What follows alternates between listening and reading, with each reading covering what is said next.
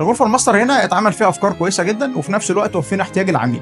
ايه الافكار اللي احنا عملناها؟ كان طلب العميل ان هو يعمل دريسنج، فكان الحل التقليدي ان انا ابني مباني واعمل دريسنج، فبالتالي هصغر مساحه الغرفه. الغرفه ما شاء الله مساحتها كبيره، كنت عاوز احافظ على الاتساع بتاعها. ايه اللي احنا عملناه؟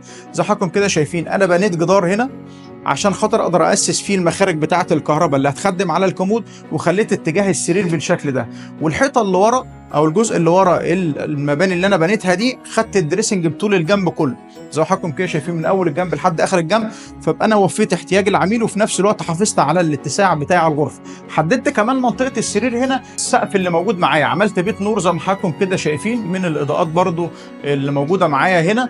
وبعد كده كملت باقي الفراغ فلات. المنطقه بتاعه الدريسنج خدت 2 عود ليد بروفايل يخدموا عليها، وفي نفس الوقت الفراغ اللي موجود معايا الناحيه الثانيه كمان خدت اسبوتات تنور معايا الفراغ ده. العميل كان محتاج منطقه تكون خاصه بالقرايه او يقدر يستخدمها كمنطقه جلوس داخل الغرفه الماستر. ايه اللي احنا عملناه؟ انا كان عندي الجدار ده، كان باب الحمام موجود عندي هنا.